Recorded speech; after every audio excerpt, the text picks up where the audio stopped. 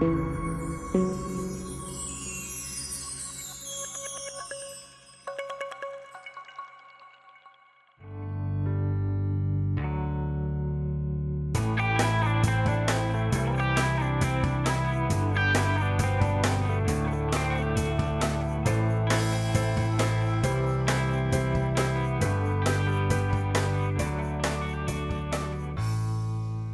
everyone. Welcome to our webinar today on the topic of how much should you be paid as a board director. And our goal is really to go through and crack the code of board director compensation. So I thank you for joining us today, and both William and I hope you get much value out of today's presentation. All right, so quick introduction. I want to introduce William Tenenbaum, managing partner of Lodestone Global. Lodestone Global is a boutique advisory firm that focuses on building, advising, and educating boards for private, often family-run businesses. Lodestone has built and advised hundreds of award-winning advisory boards and has an extensive database of thousands of qualified director candidates. And the part that I love, William, about your organization is that you're the leading authority for the past decade on private company board compensation with one of the industry's only data sets. And I will tell you that I use your particular study on a yearly basis or leverage it, and I don't even really know who else has the level of detail that your particular study goes into. So congratulations to your organization with that. Thank you, Mark, and thank you so much everyone for joining. And I'd like to introduce Mark. He's a governance and strategy expert, non-executive director and chief board consultant, having worked with hundreds of public, private, and nonprofit boards. He's known as the board architect for his work in defining the structural components of effective boards. And his book, Across the Board, The Modern Architecture Behind an Effective Board of Directors, is a bestseller with circulation in over 70 countries. I just actually finished that book. It was a great read. So congrats to you on that, Mark. Thanks, William. And pleasure to have you with us today, of course. For those that are joining us today, thank you. And know that one of the thoughts here was maybe to do a back and forth between the compensation principles and actual numbers of public companies, and then also have William come on board today to talk about the private company viewpoint with his background expertise and the fact that his organization does that in-depth study on a yearly basis. So you'll see us share these particular viewpoints as we go through, starting with public company and then in each area and then moving into the private space as well. I think you'll find some of the comparisons quite interesting. All right, so a couple of frequently asked questions for those that are regulars on my monthly webinars. I know you've seen this before, but I like to reiterate it. Our purpose for today, William and I want to share knowledge and trending on the components and amounts of public and private board director compensation. We find this topic fascinating, and it is changing as we speak right now. Questions, write your questions in the Q&A section if time allows, which it usually does.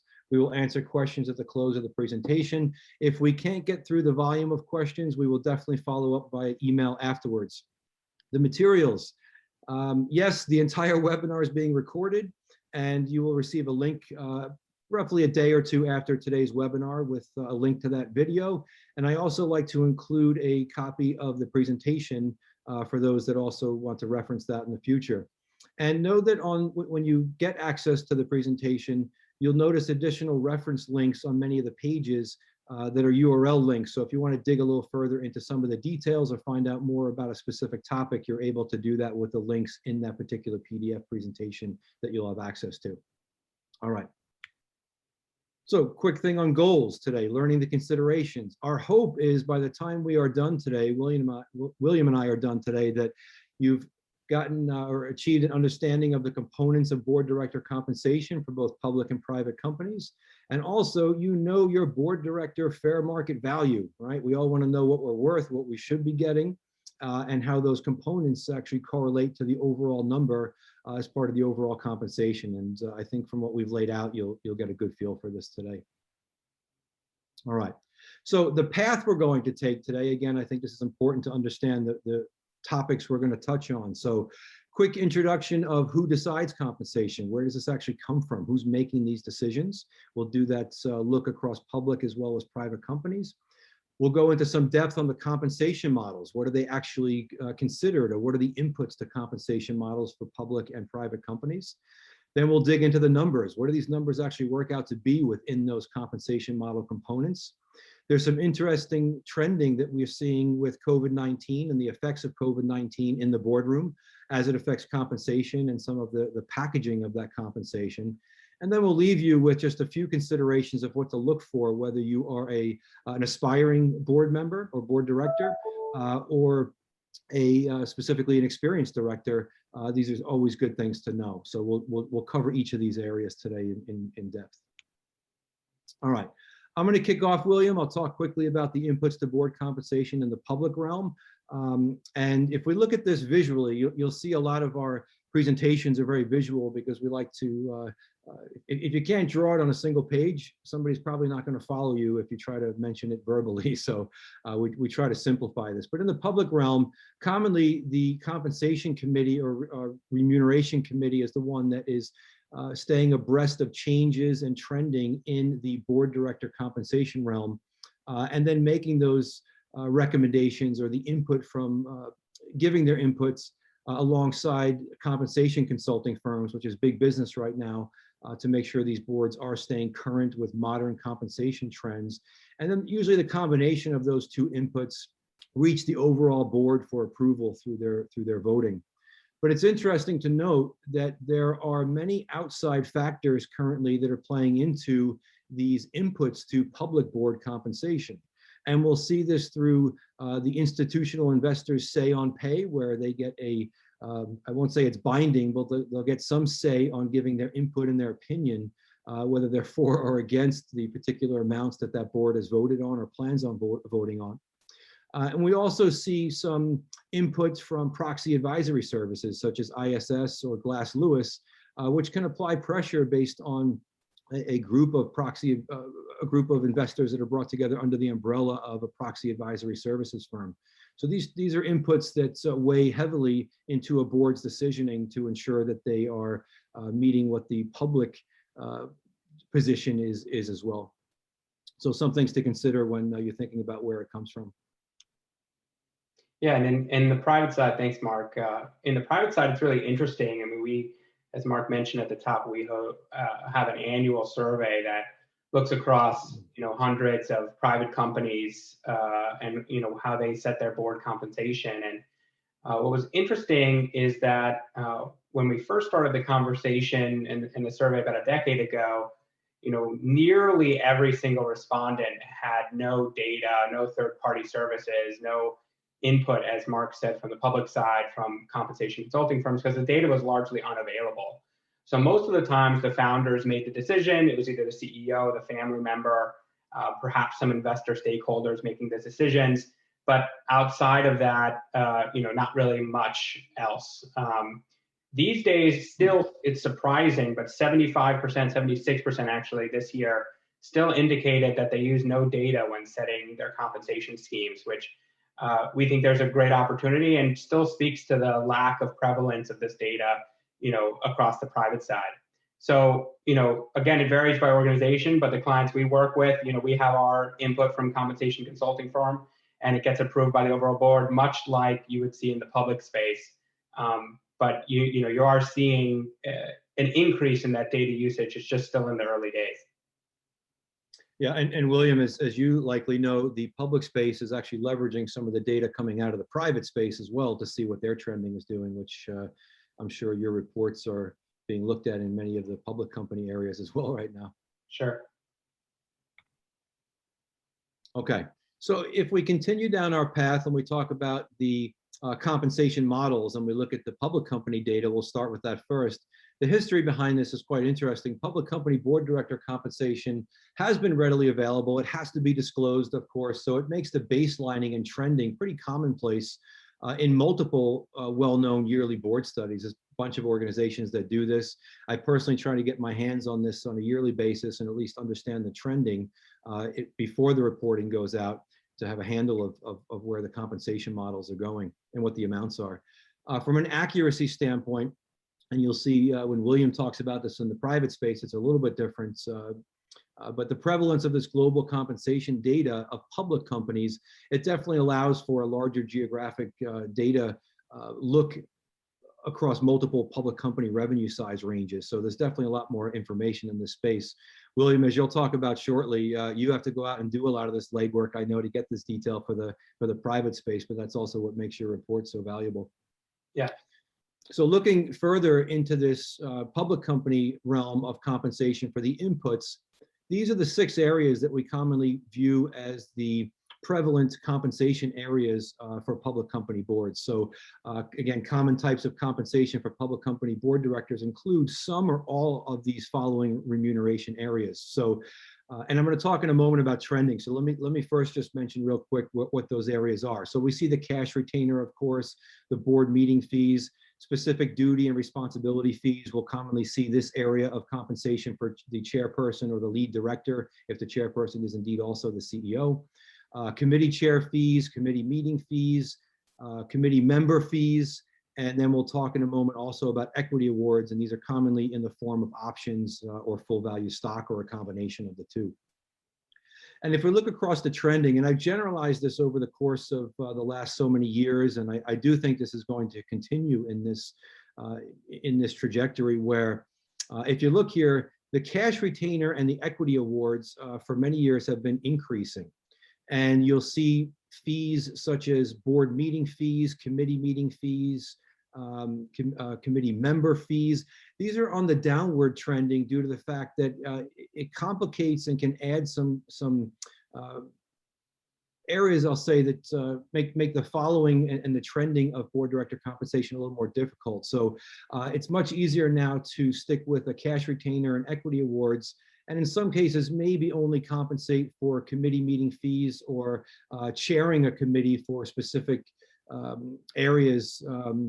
I could give an example of a few of these, such as the audit committee or the compensation committee, maybe even the nominating and governance committee are some that come to mind right off the top of my head, where they sometimes keep the remuneration or the compensation in place for those particular committee areas. But over the years, I guess I could say the general trending in this is that the cash retainer and the equity awards are really taking over areas where we're doing these, instead of doing these individual fees for meetings and what I think of as more one-off type of scenarios.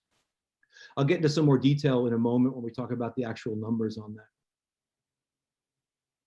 All right, and that's a good segue, William, into the private company data realm as we talk about. Right, and you know, we've been mentioning this already, you know, a couple of times, but you know, it's been very difficult to find a baseline for a lot of companies. You know, you obviously don't need reporting. There's some survey work done, but it's really the, you know, consistency of a historical data set that takes out the biases, and you can kind of track how the true trending is going, so that you're not, you know, having mix issues or other things like that. So especially one that is global, you know, something that's international that you can look at, you know, there's different types of how boards internationally are even formed. So some are operational boards, some are, you know, the way we think about them, advisory or fiduciary boards. So there's a lot of different things that you need to control for when looking for compensation in the private space. And that just, all that data is not really that available. So that's what we set out to study, and like we've been doing that for the last decade, as we've mentioned, and it makes it much easier now to create a market level, you know, benchmark from a comparison group of companies that look like yourself, and that's how we typically set compensation for all of our clients. Great. And so, you know, the things that influence that are, you know, the size obviously matters the most. As revenue and number of employees goes up, your compensation usually goes up with it. And that's due to complexity of the organization, likely, you know, maybe potentially multiple geographies, or, you know, how fast you're growing. Those things are all playing into the size of your company and how much directors will be, you know, asked to be tapped in and therefore be paid more. Your industry and structure will also matter. If you're, you know, technology, fast-growing company, might be paying very differently than a manufacturing company. Structure, similarly, if you're VC-backed or PE-backed, you know, the structure of your remuneration scheme is going to be different than, you know, if you're family business-based. How often you meet, obviously, this has actually become pretty interesting during COVID, and we can talk about that later on, but that also influences your scheme. And for our clients, we like to talk about the quality of talent. So sometimes we'll do a benchmarking study, and instead of hitting the 50th percentile, if you're going after top talent, let's say if you're growing very quickly or launching a new geography or launching a new product, we'll likely, benchmark you to a 75th percentile to make sure you're getting the top talent in the space. And then obviously country and travel costs matter, less so obviously this year, but perhaps maybe in 2022 it'll matter again. Is if you're asking directors to travel very far, they might need additional compensation. Great. So, in terms of trending, what we're seeing, I won't read the whole slide, but effectively the second bullet point is pretty interesting right now, is that US comp growth underperformed international growth. So, since 2015, we had seen that, US had grown faster than international. And in the first time since that period in time, in 2020, we actually saw international growth of 4%, and we saw domestic declines of 4.5%. And so it's pretty interesting.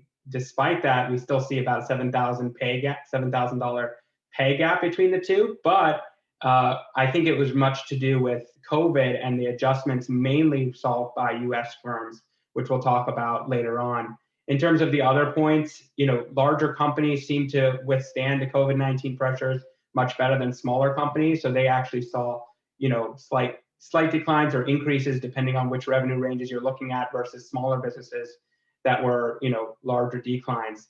And then on the public company side, obviously this was how folks usually benchmark themselves before private data was really available. And, private side, they still remain only 42% roughly on a retainer basis from a private director side versus, on the public side. So given the large equity component, which we can get into as well, of the public side, versus private, which is mainly cash, that's a pretty big difference, driver. And that growth in that public company side has actually outpaced this year as well. As we mentioned, the private companies saw declines. Sure. And William, I think the biggest shock to me in this, when I had read through your report, is that the decrease in the US, even with COVID, was really out of line for that overall curve over, for many years that you've been doing your report, as well as the comparison, which I know you're going to show shortly, to the international private board director compensation. So right. Quite interesting to see that that diversion. Yeah. All right, so let's get into some of the numbers now. So we've gone through and we understand the components of where that compensation is coming from, or how it's being allocated, right? And the first thing I want to mention here, with a little bit of a disclaimer, or we could say it's normalizing the data, but there are differences, I'll say, in the amounts as we compare the public company board director compensation across different regions. And I personally have a fairly unique viewpoint on this because of the number of international boards I work with on a yearly basis. So I'm able to see these numbers firsthand. But what I will say on top of that is I'll do a comparison also to some of the base public company studies at the end of this section to show you how my experience and what I'm seeing out there compares to what some of the major studies are saying as well. But I think it's important to understand that there's not a rule of thumb to this, but what I can say is kind of a comparison rule, I'll say, or some way of normalizing this data, is think of it on average as South America maybe being 40 to 60% less of the compensation numbers I'm going to show you, which are US or North America based. Europe, Nordic, and Middle East, roughly 45 to 65% less of compensation numbers, or 45 to 65% of the compensation numbers shown, to be more correct. And then for Asia, South Asia, and Southeast Asia, we're looking at roughly 30 to 55% of the compensation numbers shown on average.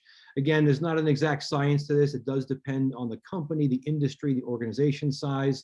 I saw a little bit of blip in this, in these numbers just based off of COVID, how the COVID affected this, but just know it's probably a fairly good baseline to use if you're trying to do comparison work. So I know the slide's a little bit busy, but I wanted to give you some of the detail on the back end of what is the acceptable range, or what is seen as most common, as compared to what that range or the acceptable range is that's out there. So I'll show you a few of these comparisons right now. And let me first address the arrows on the side. So Again, going back to the trending I talked about earlier, you'll see some of the up arrows, some of the blue, which means that they're remaining fairly constant, and of course the red downward arrows. All of the bottom areas of each one of these charts shows the meeting fees range. I can tell you that as public boards move away from the individualized compensation for meeting fees or chairs of specific committees in those areas, and move more of that compensation into the cash retainer as well as the equity components of compensation, we're going to see, I believe, a continued trend of the meeting fees dropping or just being eliminated, and moving over into, in some way, a more holistic approach between the cash compensation and the equity components. So we'll keep that in the back of our mind. For our purposes today, I'm only going to talk about the uppermost part of each one of these charts, which talks about the actual numbers, I'll say, as part of the compensation number, not on a per meeting type of basis. So board member cash compensation, the acceptable realm for this, or the commonly agreed realm or range, is roughly 25K to 250K, in that range. What I commonly see in the public space on average, and this is looking across mid-size, large, and even some of the smaller public company boards, you're commonly looking at a cash outlay or base cash compensation range of roughly $45,000 to $100,000. That's what I see commonly is most common. Board chair, additional cash compensation, this has remained fairly steady. Range, again, pretty large range across 25,000 to about 200,000.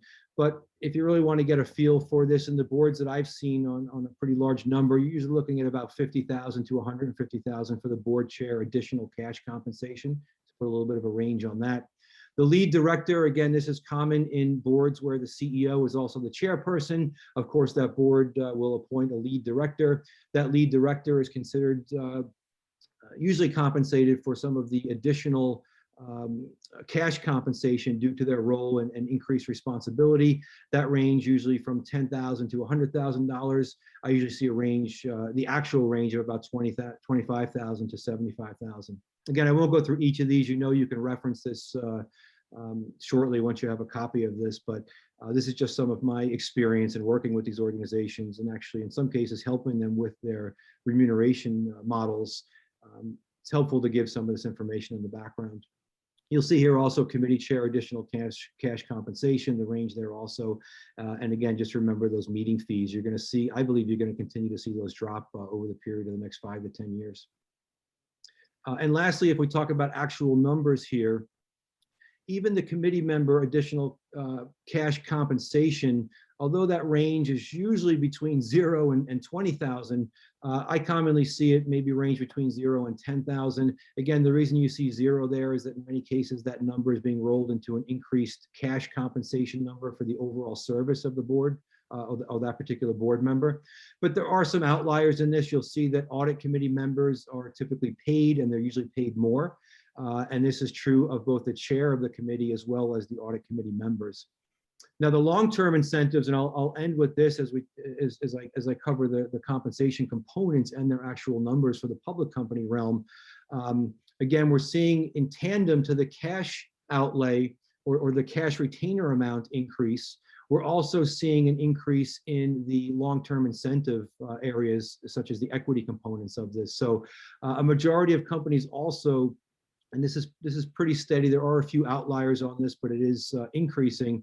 The majority of public companies really match this leading practice of greater than or equal to 50% of pay in equity.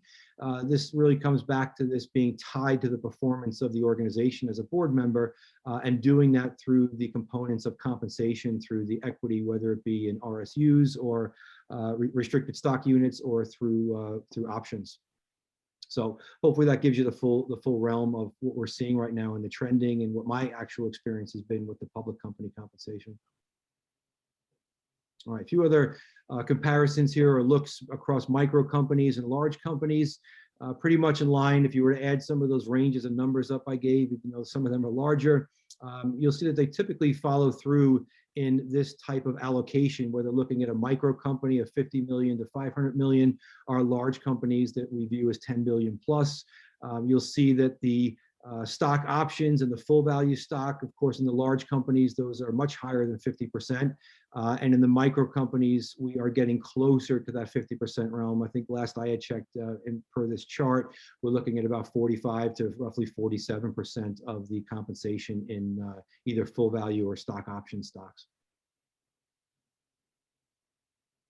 All right, and I mentioned I would do a quick comparison between what's the acceptable range to what I'm experiencing, and then looking at a study. So BDO's study in 2020 showed that in their public company director compensation survey, that we're looking at roughly a total compensation package of around $175,500, making up the components of your board retainer and fees, committee retainer and fees, and full value stock awards. Remember that committee retainers and fees, I think we're going to continue to see that drop. And I think you're going to see the board retainer and fees increase as we go into the upcoming years to really more simplify the way that board directors are compensated. And finally, on my numbers for the public company realm, and just a few other thoughts here. Generally accepted public company board member total range around 125,000 to usually around 450 to 500,000. And then if we break those down into the low, middle, and high, you can see the ranges there. I want to point out that between my number of roughly 200K and the 175 that I believe is shown roughly for the BDO study, we fall somewhere in that realm, knowing that your all-in compensation on average and as a median is going to be roughly between the 175K and 200K range, notwithstanding any type of disruptions such as COVID in those areas, which we'll talk about in a moment when we get to those disruption areas. All right, William. Yeah, that's great. Yeah, so obviously the private side, they're not going to pay quite as much, but this is what we saw in our 2021 private company board compensation survey. And to normalize the data from year to year, total compensation that you see at the bottom of the screen, the 42,750, assumes the for what we used to call in person, but now should be called more formal meetings and the two teleconference meetings. And so you can kind of see that that's where we have the 30,750 on the retainer side, per meeting fees, which, like you see in the public space, did decline last year. The retainer in the US declined slightly, but internationally the retainer grew. So definitely we're seeing similar trendings on the private side, at least last year. So yeah, 42,750, that's the number for sort of a median size of about $100 million company, across our survey. And so, as I mentioned, if we look at, US versus international, I thought this would be interesting to look back historically and see how it's kind of grown. And so, again, our median size company here is about $100 million, but we'll show by revenue bucket a little later on how that trends and how the previous years look like. But as you can see, the retainer had been on a nice upward trajectory for a number of years from 2012 to 2019. And the first time we actually saw a decrease was in 2020. And we think that's COVID related. And we can discuss that more. Whereas per meeting fees have been, up a little bit, but pretty stable over that period of time, which again is pretty similar. What is interesting is we did see a per teleconference fee increase over that, 8-9 year period. And we think that's due to the more demands of those teleconferences, whereas I feel there was more representation of the percentage of folks actually paying teleconference fees as we moved into future periods. So I think that's mostly mixed. But yeah, those are the numbers. As you can see, the 47.5 dropped slightly to the 45,350 in 2020. What is your expectation, if you have one, on what that trend will that pick back up again in the private sector? I think, it's tough to guess, but if I were to project, we are seeing a little bit of a rebound in the economies, globally, and I think the mix should be better for U.S. businesses as they get, bigger and stronger. And I think the adjustments made from COVID may, rebound that even north of the 31.5 that we saw last year on the retainer side. So it wouldn't surprise me, given the gap we see with public companies, for that to continue to shrink, and you start to see 50, 55,000 in a couple of years' time. Mm-hmm. Yeah. And there are some that say, if we do a comparison to the public sector, that the going rate or the compensation for board directors in upcoming years and decades will increase drastically in the public sector due to the increased responsibility areas and even liability and risk, for that matter, for those board directors. So I would think that the involvement is probably quite similar in the private space for board directors and what the expectations will become of them over the next decades. Yeah, and we even saw that this past year. It was interesting that the number of meetings actually went up from 4 to 6 on average, or at the median. And so directors were asked to do a lot in 2020 and actually got paid less than in 2019, which is an interesting trend that I don't think will stay that way. I think, as you mentioned, as responsibility increases, we usually see a commensurate increase in pay. Mm-hmm. All right, let me move to your next. There we go. Yeah, so this is the international side, and as I mentioned, it's a little bit different, a little bit lower. We have country by country basis, so there's some that are outliers that again have operational boards where you're paying an inside member, but we adjust for that and we look at it on a like-for-like basis, and what we see is that retainer similarly is having a march upwards, 2013 and 2020.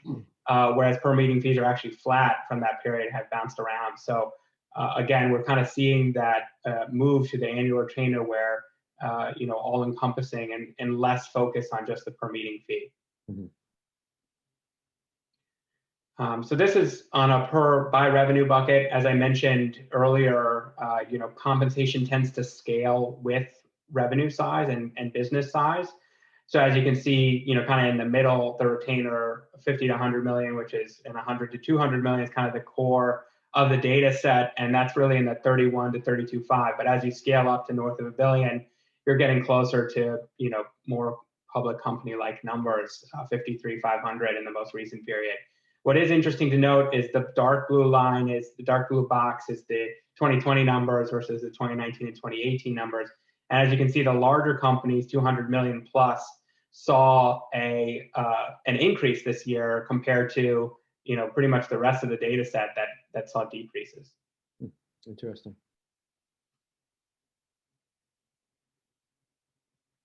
All right.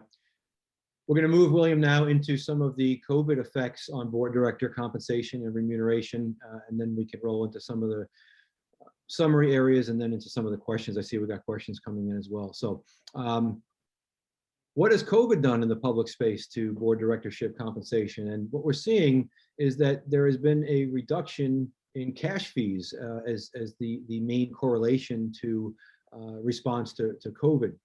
So most cuts to director pay were implemented in the second quarter of 2020, but they were indeed reinstated by the end of the year. And you can see the magnitude of director pay reductions here. I pulled this from a Pearl Myers report in the public company realm for compensation. And it was quite interesting to see that 29% or almost 30% of companies actually cut the cash outlay or the cash fees 100% from those directors. But what I want to point out in this is that there's this underlying background of what exactly this means in the long term. And I think we're going to see some articles. I may even myself write an article on this because I think we're going to see some backlash from this. So not every board is showing their nobility or being noble by simply saying that they will cut their cash fees, because in many cases they are either being supplemented with some sort of options or full value stock through RSUs, or simply if they did cut their cash outlay or their cash retainer, they did hang on to their stock and or their stock that they were going to receive. And in doing so, it could lead to what we're going to see as quite significant windfalls for board directors, which I do think we're going to see in some companies and some industries. We're going to see some pushback on this. So always be aware, know in your realm as a board director, whether you're an aspiring board director or a current experienced board director, that these compensation packages could cause windfalls at times when a business does not need that type of publicity. And it's up to you to know the compensation models and what different changes to those compensation models could actually mean. So always be aware of, in particular, any windfall scenarios that could greatly benefit the board, especially at the detriment to the organization or to the optics and the reputation of the organization. Yeah, and in the private space, I mean, that's particularly interesting. We'll see how that happens in the public space, Mark. But in the private space, obviously less ramifications for the adjustments. But so I was somewhat surprised to see, that 83% of companies didn't change their per meeting fees and really kept most of their, compensation schemes the same. But those that did change them, this, as you see circled in red here, in more detail, 45% of the folks that did reduce their annual retainer, 23% reduced their per meeting fees. And we actually saw some elimination of retainer and fees this year, as particularly some private companies struggled and had to cut fees across the board. Whether they have a catch up this year, we'll see. We'll see that in the data. And as I mentioned earlier, we did see an increase in number of the meetings and work. And so, I think COVID has definitely rippled through the boardroom, the private boardroom, and it'll be interesting to see how it recovers, in 2021, 2022, as we all recover here. But that is partially dampening a little bit of the impact from where you would have expected some normal growth in board compensation. Yeah, and I think, William, across both public and private realm of board directorship, it reminds me of the fact that when you take a role as a director for any entity type of organization, you are serving, right? So yes, you're getting paid for that in most scenarios, but if your pay is cut or modified, or the model of compensation is changed, you are still expected to serve in that particular realm, especially during times of a crisis. So Yep. Absolutely. It's kind of interesting. It's an area where you'll work 2, 3, 4 times as hard and possibly have your pay reduced or eliminated in some scenarios. But again, I think the mindset of a board director has to be that they are serving the organization through the good, the bad, and the ugly, and everything mixed in between. And that obviously has a correlation back to the either directly or indirectly to the compensation model.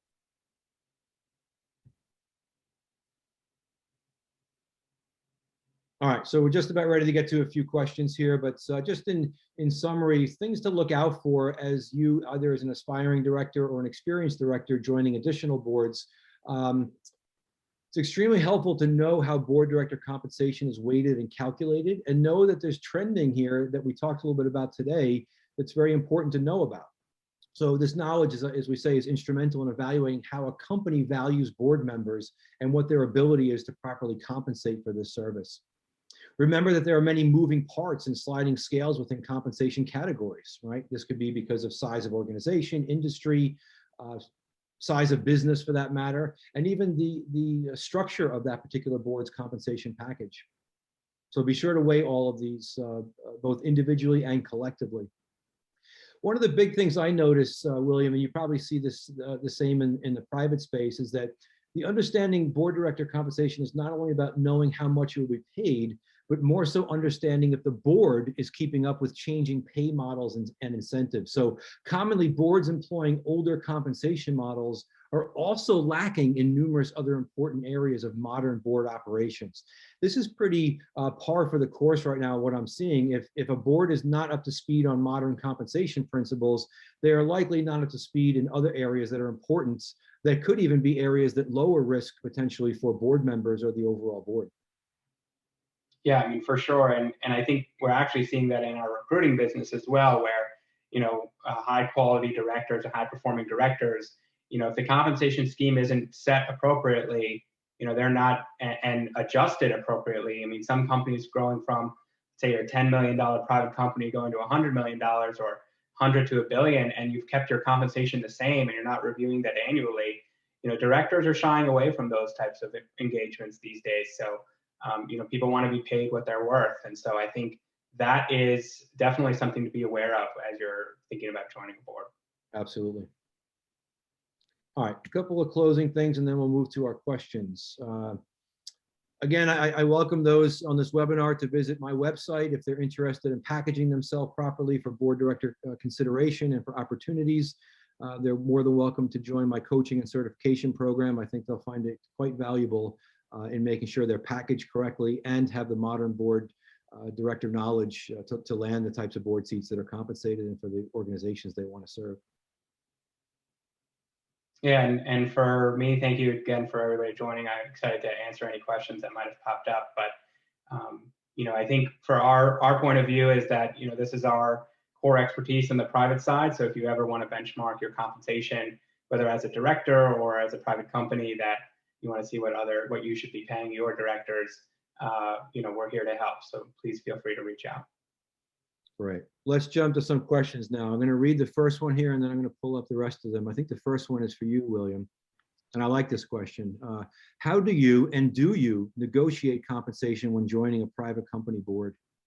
Yeah, I mean, it's a great question. And I think this is happening more and more recently, whereas before, I guess, as I mentioned, the data really wasn't available. So most of our placement placement roles, folks would just accept whatever the founder said, and that was just kind of what it was. And more people are understanding how to set an appropriate scheme, whether that's they're looking at the public data, the private data. And so, yes, you can. I would still say that 1 in 10 do. And so I would encourage more folks to kind of be aware of what they're worth and what their, value add is, and, return on time should be, and be compensated appropriately for it. And so when you're joining a board, have a conversation and know the numbers. And if you're woefully underpaid, don't accept the role. Absolutely. I'm going to try to roll a few questions together here in one. So what do you predict will happen to total public company director pay in upcoming years? I did mention that a few seconds ago, but I actually believe that public company as well as private company pay is going to increase in upcoming years, and definitely across the upcoming decades. And not just to say it's going to increase because of inflation, but mainly due to, I think, the responsibilities and the risk levels of board directors is going to increase exponentially in upcoming years. And I think that's going to require more time of a board director. We saw some incredible increases in the available or the needed time of board directors across COVID, especially when, in the early stages of this, at least in the US, between March and April, it became full-time jobs for some of these board directors, even though they were sworn to noses in, fingers out, and sticking at the strategic and the governance level. Many organizations required them to get more involved, and that's exactly what happened. Caused some issues also with directors that were overboarded, that just couldn't dedicate the amount of time that was needed in their responsibility areas across multiple boards. What is driving trends towards greater cash retainer and equity and lower meeting fees? This question I get a lot. I would tell you that the main thing is that it simplifies the compensation model, and it's a way also of above and beyond simplification. I would say it's a way of not having to compensate for every little thing that's accomplished within a boardroom. So if you're a member of this particular committee and you're a chair of another committee, you served in a specific capacity, these are not easy ways to compensate compensation. And I think also by going to a simple model of a cash retainer and an equity-based model, it allows you to very easily do that comparison of, is a board director being compensated a little more heavily in the performance-based area of equity? So those are the things I think are leading to that. Yeah. A follow-on question, just William, for me to close out the, Sure. Some of the public area questions. Greater equity compensation may lead to short-term focus, stock buybacks rather than investment for longer-term growth. Is there any pressure on boards to address this? Absolutely. And I am in full agreement that the performance-based compensation can actually force an organization and absolutely the board into a much shorter-term viewpoint of what they want to accomplish. I will tell you that I am pleasantly surprised with many of the public company boards I'm working with to see that they are looking both short-term and long-term, and understanding that there may be some short-term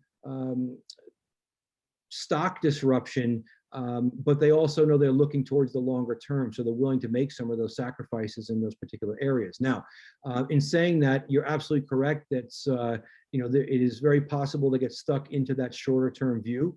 And going back to something I mentioned earlier about say on pay, although not binding, and other proxy advisory services keeping pressure on these boards, I can tell you that there is somewhat of a balance, even though some of these things are not binding, there is some pressure that's keeping a balance in that particular area that's mentioned for that question. So absolutely. Yeah, and Right. I just want to touch back on, I guess that we're seeing a similar thing, similar trend of greater cash retainer and equity, versus lower per meeting fees in the private space as well. And the way we see it is that they're similar to what Mark said. I think there's been a trend towards more engagement from board members. It's no longer just, sort of the quarterly meeting, whether it's monthly working sessions or, ad hoc calls, or, COVID hits and you have to deal with a crisis. And so, increasing the cash retainer is a nice way to catch all of that ad hoc work. So you're not paying, and it allows a little bit more flexibility for the company to ask for help in the private space versus, the rigidity of the 4 meetings. Mhm. Mhm. Here's a great question. There's a few questions on this particular topic, which I know everybody's paying attention now based on these questions. Do you have data for or have comments on providing share options, equity, for private directors, private board directors? Yeah, we do. And it's one area we look at very closely.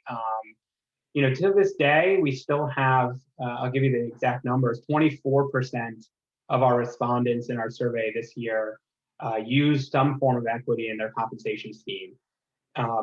22% of that, so 22 of the 24 were paid cash and equity, and only 2% of our respondents paid only equity. So still in the private space, there's very few folks that pay only equity, but particularly at the lower end, VC-backed companies, 46% of our respondents that did use equity were actually VC-backed. And so we see that as an interesting little insight there. In terms of how much they use, that's another interesting data point. It's not too dissimilar from the public side. For those that do use equity and cash, it's about 55% equity and 45% cash as a rough number. And then we can talk about how they value it if you want, but it's not Black-Scholes. It's usually targeting a specific value, a specific share count, or a specific amount of the company. And that's how that's set on the equity side. I would think also in my experience with private company boards, there's a great range, I'll say, in how that equity is either allocated or what's offered. And it's really up to that particular organization. I'm assuming you see the same thing, William? Yeah, definitely. Okay, all right. Interesting. So there's a question here. You just mentioned risk as a reason for increased pay, but can't risk be managed with D&O insurance? Now, I love this question because I'm actually going to tie a few things in the risk and liability realm into the compensation area. Let me see if I can do that in a logical way. First is that in some cases, above and beyond, and let me first go to the order of your risk liability and how that's covered high level. If you want more information on this, you can see a webinar that I did with a colleague of mine some months ago on the website. It's called Do You Do the D&O? And it goes in depth into the following concepts of, number one, indemnification clauses within the organization, commonly in the bylaws. And remember, this is in series, it's not in parallel. So the indemnification would hit first, then the D&O would come into play if indeed it was needed. And then you have the third step as an independent director, which is the IDL, or independent director liability insurance. Now, saying all that, let me first touch on the concept that in some cases, if the board itself or the organization is paying for the IDL or the additional insurance, independent director liability insurance for individuals, that is sometimes considered to be part of the overall package of compensation for that particular director. Now, to the question of increased pay, receiving increased pay, but can it be managed with D&O insurance? I will tell you that D&O insurance is not the cure-all for everything here. And I can tell you that there are many boards, a few that I've worked with, that have relied heavily on D&O and assumed the D&O would cover certain areas that they were having troubles with. But the D&O insurance actually did not, for specific reasons that were viewed as fraudulent or lack of proper governance. I will tell you that D&O insurance, if there ever was an area that makes me a little bit nervous in the board director space, as it is designed to protect directors, I will tell you D&O has to be combed through with a copy of the indemnification sitting right next to it. It's the gaps between those that commonly cause those issues.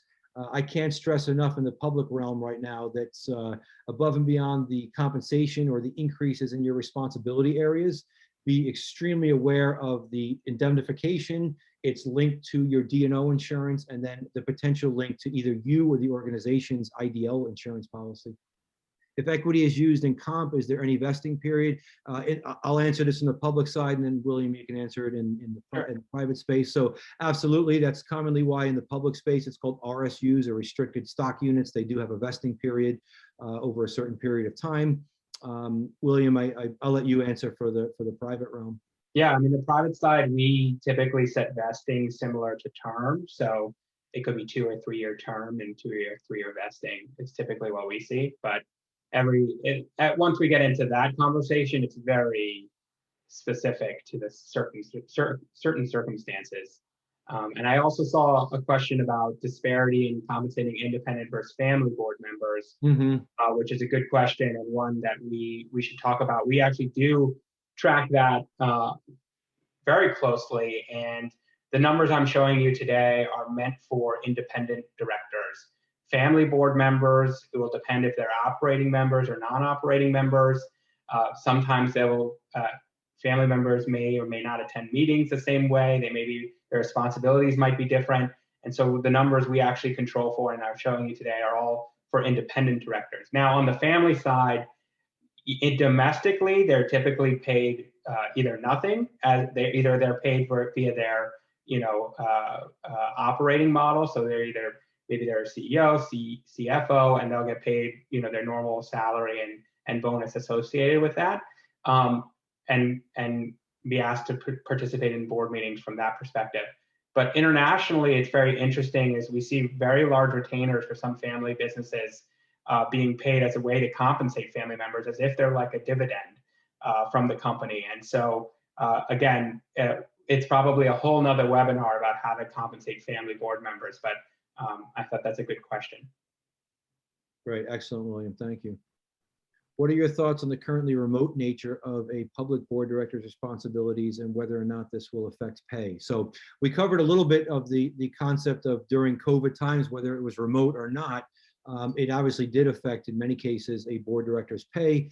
Much of that is back to where it was previously. But I think the bigger thing, I was just having a discussion with a board director yesterday on this topic, and it's many boards now are open to the fact that although they don't plan on staying fully virtual or remote for upcoming years, they do understand it is still successful. So the percentage this gentleman threw out to me was he said that they're likely going to allow for roughly 25% of the board to remain remote, and those have to do that has to do with directors that are